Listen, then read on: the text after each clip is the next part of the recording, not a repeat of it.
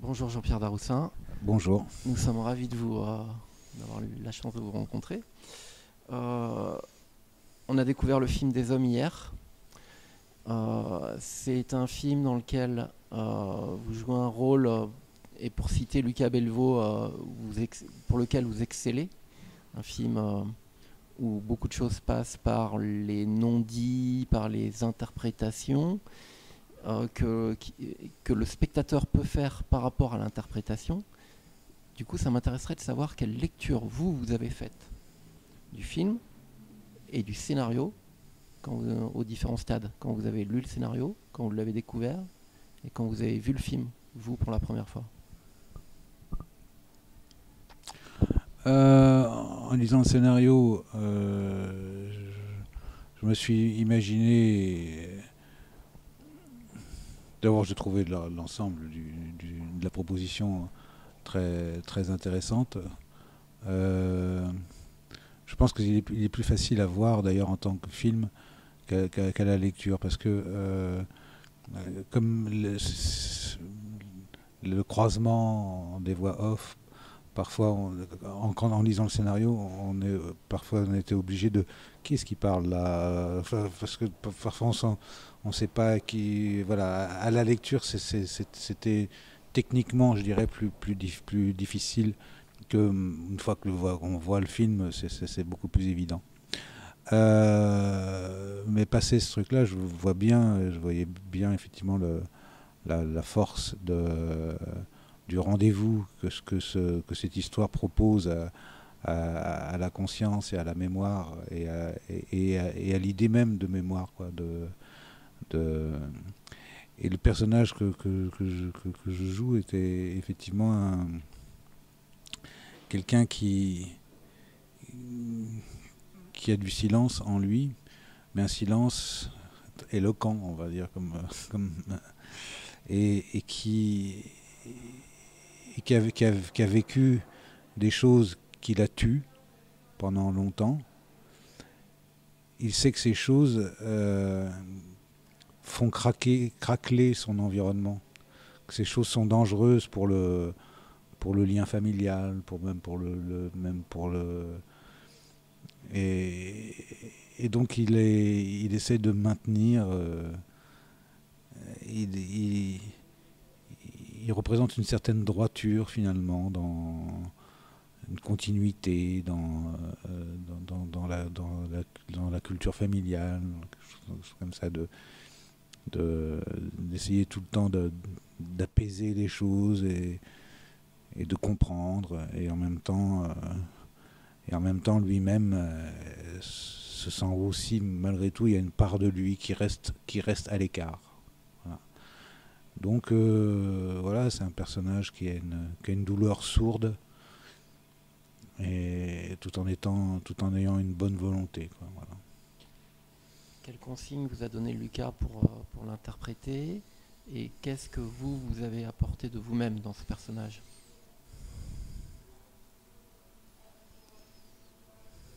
J'essaie de me souvenir d'une consigne. Euh,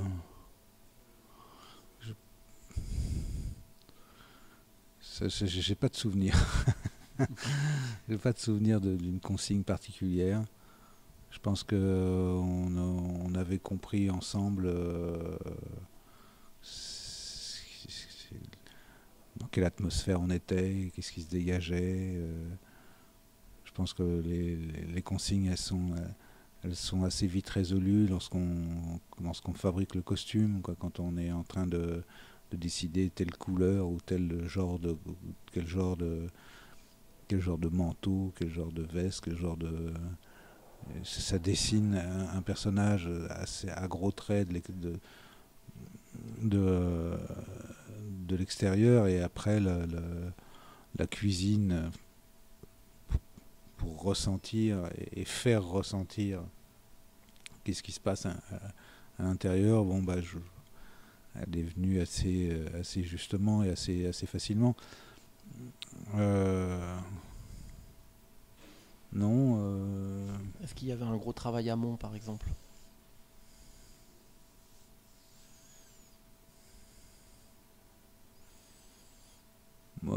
le travail en amont, il est... Oui, en plus, ça, il était d'autant plus facilité que là, je joue sont des cousins. Je suis le cousin de Catherine. Et c'est très facile à Catherine et moi de jouer une proximité familiale, puisqu'on se connaît depuis des dizaines d'années. Et donc, on a quasiment une proximité comme ça, même sans... Il y a des choses... Enfin, quand on se regarde, il y a une bonne quarantaine d'années qui se regardent, quoi. Voilà, donc c'est assez... C'est curieux d'ailleurs, ça... je sais pas si ça peut se ressentir, mais nous, on le ressent quand on joue. Quand des acteurs se connaissent intimement depuis longtemps, enfin, intimement, je m'entends, dans la... mais quand je dis intimement, c'est-à-dire qu'on s'est vu jeune. On a aussi l'image de soi jeune. On sait le temps qui est passé, on sait le temps comment, avec qui, qu'est-ce que c'est la vie de l'autre et tout ça. Donc ça crée ça crée une réalité dans le regard. Ça crée une réalité dans la proximité, dans le côté, oui, dans le côté. Disons qu'il y a un endroit qui est naturellement juste, puisque on est effectivement peut-être un petit peu cousin, quoi. Voilà. Est-ce que vous avez rapproché ce rôle d'une autre composition que vous auriez pu faire avant? Que ce soit avant, vous vous êtes dit tiens, je vais peut-être le faire un peu comme ça, ou après, peut-être que vous vous êtes dit ah tiens, c'est marrant, ça ressemble à tel personnage. Ouais, je peux aller chercher peut-être du côté des films de Robert Guédiguian, parce que les personnages qui ont cette douleur sourde en eux, c'est plutôt chez lui que je vais les trouver. Je pensais à Coris Maki, moi. Je pensais un film ah oui,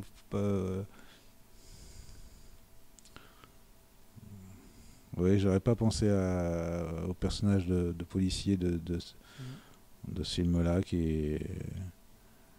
mais c'est vrai qu'il a ce personnage de Coris Maki a quelque chose de maintien. Le petit truc proche, c'est dans la volonté intrinsèque de ne pas faire de vagues et de maintenir l'ordre. Il faut maintenir l'ordre. Bon. L'ordre établi de cette famille, il faut le maintenir. L'ordre établi du village, même de la ville. Il faut l'ordre établi de... On va pas...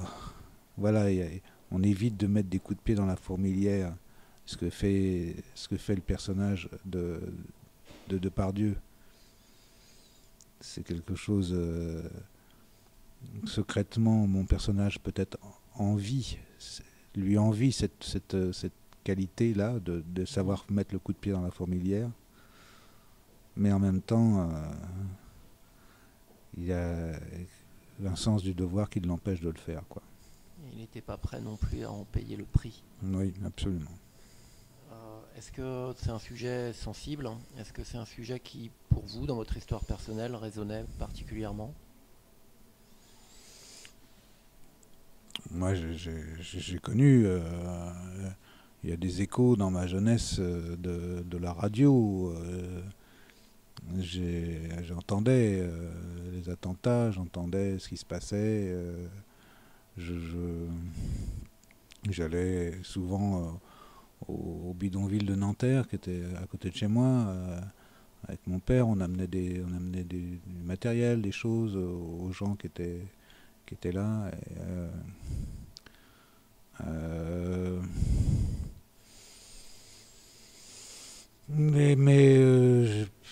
Non, moi, dans ma famille, c'était les gens ont fait la guerre, mais c'était plutôt celle d'avant, c'était plutôt en 39-45, voilà.